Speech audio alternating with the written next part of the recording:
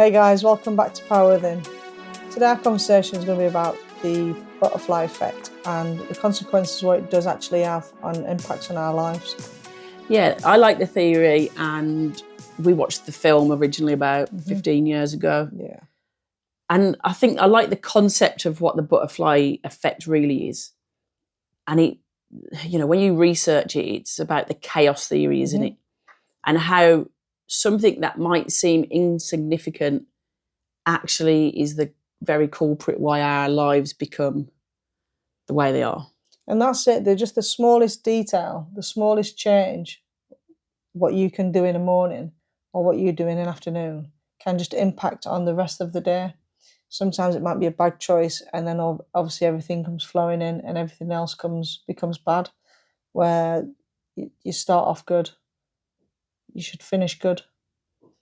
Yeah, and when we talk about, obviously, the chaos theory, and that's where the butterfly effect first was sort of discovered, comes from. Let's say labelled, and it was the idea that the insignificance of these little details, and when we talk about it in life, it might be you've got up 10 minutes late, or you're rushing because you're 10 minutes late, and then the knock-on effect to that is you're stuck in a traffic jam, and then you've got road rage and you're late for a meeting. But all these things will have that knock-on effect to your day. That's it. And what it teaches us is that really small changes can lead to massive consequences. And like especially when it comes down to, like you said, the road rage. You set off, you get road rage, you're in a bad mood. That then takes it to work. You're already in a bad mood when you're at work. So then you might speak to somebody like you shouldn't speak to, like inconsistent really. And then that puts them in a bad mood. And people's then the work just flows different, where if you go in happy, chirpy, the mood changes. Yeah, and the butterfly effect can sometimes be a positive, and when we've talked about it, even with some of our clients, missing the bus, yes, it's delayed you. Yes, in that instance, you might think, Jesus Christ, I'm late. But sometimes the butterfly effect can be in the positive. You miss the bus, you meet the stranger, you might meet your future wife. And I know we've shared it, but only briefly, me having to resign in my police job is the very reason I met you. So if that's our butterfly effect, I'll take it 10 times over, because our path should never have crossed. And so, yes, circumstantially things happened. I resigned. I booked a holiday. We're here today. That wouldn't have ever happened. So the butterfly effect can be positive. It's just when we do some work with our clients and we sort of go, right, this is what they come with today. But how did you get to that point? And they might trace it back 15 steps, which felt like something really insignificant, but it's the very reason why they're sat in front of us. That's it. And even sometimes, even that small bit when you've just got to, you rewind even another 5 or 6 years, and then even further on, that's when you've realised how the effect has gone through, even from like childhood to teenage to adult life. What you choose to do is your outcome. But again, that small change, and that's when the films of like the butterfly effect, that's got Ashton Kutcher in, and then there's the sliding doors, Gwyneth Paltrow, I think. Yeah. Them ones are really, really good, like positive films, and it shows you both the sides of if she on the sliding doors, if she did catch a train, that she would have missed out that her husband was having an affair. But then also she actually, but when she did miss the train, the outcome was better. Although she caught her husband cheating, she met somebody who actually supported her, loved her, and ended up getting married. Didn't want to film spoil there, but Yeah. That's again, that's the knock-on effect of what could have happened. And when you think really your day is going good by getting on that train, you're just in that dead-end job where you're just following through. And she never understood what her husband was actually doing. Yeah, and even when we talk about it sometimes with people close to us, and it's, you get to that meeting, whether you're early, whether you're late, you might interact with somebody that you would never have interacted with. And I know one of my clients, she got a job offer because she was in the right place at the right time. I said technically she was in the wrong place because she was late, but for that moment, her doors opened to avenues that she would have never really expected because of it. And when I was saying just popped up earlier on my news feed, I think it's in America, this woman bought an orange juice. I don't know if you've seen it. She bought orange juice for $5. And or let's say he bought orange juice for $5. The wife turned around and said, that's too expensive for orange juice. He's took it back in. He's played the Powerball and won 135 million quid for taking back the orange juice. So although that wasn't necessarily relevant today, that is the butterfly effect. He's now $135 million up because his wife was frowning at a $5 orange juice. And I think when we talk about fate or manifesting, and for a lot of people, they'll go, shut up, because it's hard to believe. And we were talking about fate the other day, wasn't we, with the kids? And I don't think I've ever had that level of conversation with one of our lads. And one of our friends said it was like talking to an adult. And we asked him, didn't we, do you believe in fate? Because we don't throw that down our kids' throat. But his take on it was so grown up. And he actually said, yes, I do. Because without certain people doing what they did, I wouldn't be sat here today. And we asked him, if you remember, what would life look like? And it's funny because how he described it was to be one of the little roguey lads on my bike out on the street. And he's so switched on. But another take on the butterfly effect was family members were to do what they did. We stepped in. Again, that changed our life. We didn't know what we were doing. But he sat there proud at 12 years old saying, my life is where it is because of this. And we sort of smoothed it out. He wouldn't be at the school he's at now. He wouldn't have a girlfriend. So we can very much take a little bit of joy from thinking the butterfly effect is a real deal. Yeah, because at the time, I don't think it wasn't on our cards for that to happen. It was just a case of you stepped in when you needed to step in, because you might not have stepped in. And I think really it's not that I wasn't there to support you on that choice, but you ended up stepping in, and then we took the kids on. And yes, the lives are exactly where they need to be, because realistically, I says, where would you be now? And yeah, he would probably be thieving at shops, because he was allowed to do that. He was be on his bike, he'll be out at all hours, because they had no structure. They had nothing there to gravitate them back where we do rein them in. They're not allowed out.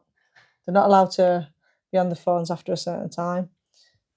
And it's grounding, I think.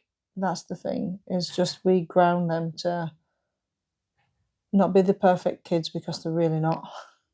But they are very well mannered. And I think it's a good thing. But even small choices lead to big outcomes. Again, it can shift the entire direction of anyone's life. Yesterday, we went walking with the kids. We went for dinner. And I think you and the boys were both under the illusion we were driving.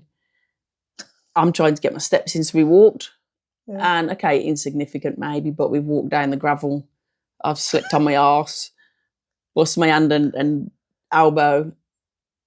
But it's a little change, isn't it? Like, it changed how we walked, because I moaned for half an hour there, covered in dust, bleeding hand. And insignificant to our night, because we still carried on, we still enjoyed it. But if we got in the car, I wouldn't have done that. But then if we got in the car, the conversation that we had with the kids probably would have been non-existent, because the radio would have been on, their phones would have been on. So in that moment, I was still grateful that I fell on my arse and we could giggle about it. I was grateful that you fell on your arse, because for a simple reason that you didn't whinge and moan about your knee. It reminded me in that small moment that my knee's actually fixed and strong, because it didn't hurt. So, whenever we press play on these things and we go, are we going to talk sense today? Or are we going to just waffle on and talk crap to people? It's It is lighthearted, and it's stuff that obviously still comes up in our day and our therapy day and our clients, is if you can understand the slight ripple effect of today's actions or tomorrow's conversation with somebody that you would never have normally had, how much that impacts you in a couple of years' time. Yeah, because again, even like down to timing, it can be everything. You know, it does mean about who you're meeting, who you see, who you interact with, and even just that can just change your day completely. You know, people come into work and they might be miserable, but like after I've like sort of given them a little bit of banter, light-hearted jokes, abuse, then they're happy again. And again, they would have continued with the day to be miserable. So sometimes I have to tell people just to swing past work, just for me to give them a little bit of banter and light-hearted humour. And then they're happy again. And then that sets them up for the day as well. So yeah, and obviously in the butterfly effect, for anyone that hasn't watched it and not trying to spoil it, he has the ability to keep going back, doesn't he? Yeah, he does, yeah. So just ask yourself, what would have happened if I didn't do that? Obviously, we're not in a film and we can't go back. But for him, he kept trying to go back. He kept trying to correct it, didn't he? Change the scene. And he was able to change it, but the outcome was always worse. Well, it was different, wasn't it? So he kept going back to that same scene, what did impact his life massive. But every time he went to go back, it did have the ripple effect of the future, where then he didn't like that feel of that, so he went back again. But no matter how many times he went back, it was never. So even though you think your life's in a bit of a mess right now, the more you went back to change it, the worse it become. So sometimes even in that moment of where you are right now is probably not actually that bad. Yes, could the things change? Yes, but now it's about changing that impact today for the future to be rewritten again, without, obviously, instead of going back to change it, start it from today and move forward. Yeah, and catch yourself, even, we've talked about it when people are depressed or grieving and you don't want to get out of bed. I'm not saying that we always spring out of bed. We have no choice to, but when you don't feel like it, even just doing that today, okay, I'm just going to get up today, I'm just going to have a shower today. Might be a little bit more than you did yesterday. You know what I mean? It might clear a headspace. You might go on a walk that you might not have done, and you might meet the person that is just up your street. Yeah. That could just change your life. Like, bearing in mind, we've got neighbours that were walking dogs and their paths have crossed and they're now together in a relationship that it came from a walk and a conversation of a hello. You know what I mean? You don't have to be extreme and lose your job and have to resign and fly out to Gran Canaria for that butterfly effect. But I always love telling our story of that. Because even if you rewind that, how would our lives have been? I probably still would be driving lorries, probably busting out 2 or 3 jobs, trying to make ends meet. I'd probably still be single with 5 cats, a dog, and a skateboard. But even back then, I was still happy. I wasn't entirely happy, but I still thought of the positives. But again, if we rewind that, how would your life be?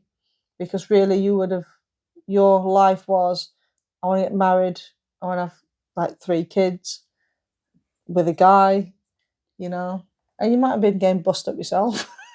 Well, but it has that knock-on effect, doesn't it? And I always joke and say, if I didn't marry you, I would have married a guy and had 3 kids and a dog. But I don't know. And I always think I'm very strong-minded, where I wouldn't have been in a domestic violent relationship. I wouldn't have been manipulated. But I don't know that. You don't know. I don't know that, because we can all look into someone else's life and go, that wouldn't be me. And I think it's easy for us to say that now. But in them moments, none of us can say that that's how we would behave or that's how who would be so strong and not tolerant to it. So I don't know. Like, the one thing I always knew is I wanted to have a child.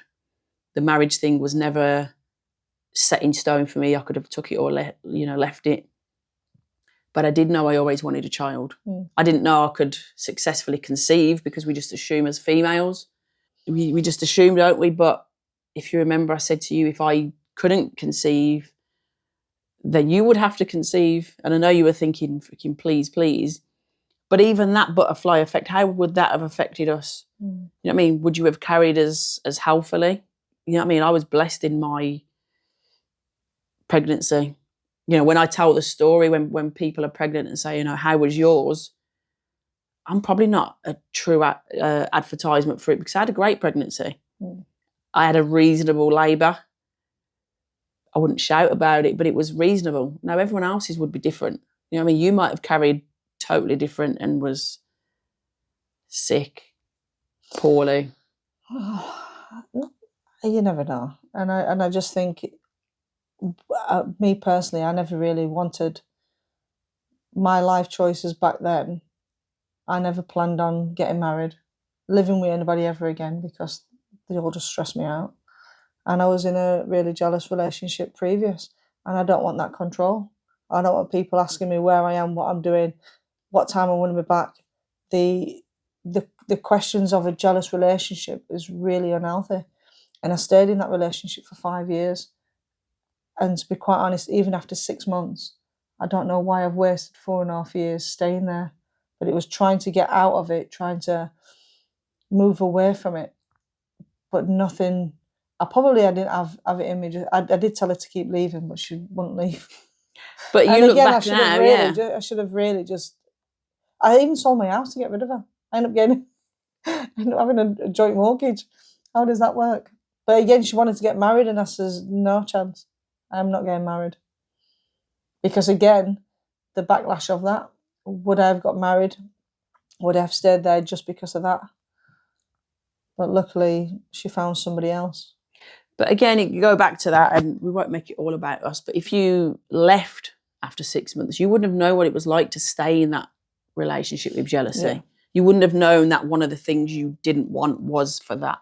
And I think in hindsight, if you had left after 6 months, 2 years down the line, you would have met someone else and maybe lived with them, married them. And so, again, our wires wouldn't cross. And this isn't about being Cupid or No, but it's true. You can go back and try to change it. But changing it I just sort of fell into place, which is good, because the ripple effect of even you losing your job, which was the end of the world, for you to get on booking holiday to Gran Canaria, for me, just to need a break, and went out with my best mate.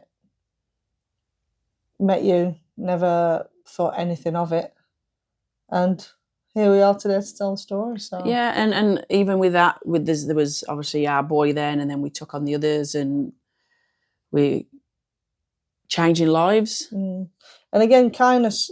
You know, everyone should be kind, because kindness does spread. It is something like, again, being happy, being chirpy, speaking to the people with kindness, changes their day, changes their mindset, it gives them that good feeling of, you know, when they walk off, their day probably will change. And it's a positive impact on people. Yeah, and I always go back to, and I guess maybe our episodes roll in, but when we go back to paying it forward, I don't know if we shared it, but when we was in for dinner, we were only in that place, and we'll go back to butterfly effect, I guess, because two of our friends had an argument. So we was never meant to be in that restaurant at that day. We went and we grabbed a beer with her. She then left. But there was the guy at the end of the bar, whether I've shared it or not before, on his own from work, and you bought him a beer. Now, I know maybe females don't randomly go and buy men a beer, because he didn't know what you were doing. It was almost like there was a hidden agenda, and he was like, what are you doing? And he bought us one back. And then, just to be polite, because there was two of us, you then bought him one and we went for dinner. And that probably changed his evening. You had probably a 5-10 minute conversation with him, told him there was nothing in it, you didn't want anything from him. Just being kind. But then we got our bill, and it had a smiley face at the top, and it's nice to be nice. And that will stay with me forever and a day. He might have had an awful day. He might have had a really good day. But he was sat there on his own. We were only in that restaurant, if you remember, because our friends argued, and it totally changed the evening's plan. Yeah. And so I always look at things like that and be thankful and grateful, because we don't know what someone else is going through. And I never want to sound cheesy, like we're just always full of beans and full of life and do good things. But they do have that knock-on effect. Yeah, it does. I like to pay it forward. I do like, there's times I've paid for people's shopping, randomly. And again, it's not always about being nice. I have awful days as well. But then, I just think tomorrow's a new day. But then even depending on how bad your day starts, it is about trying to make that change from that moment. Otherwise, it does just flow into a really bad day. I'm giggling because one of our boys today clearly woke up at the wrong side of the bed. He's got sports day. It should be in his PE kit. Suddenly that was my fault. Mummy, where's my PE kit? And it's not in the house because I would have washed it for him. I think he's left it at school. But this morning it was my fault. And I'm thinking, doesn't matter because it's not going to change my day. He's probably got detention today.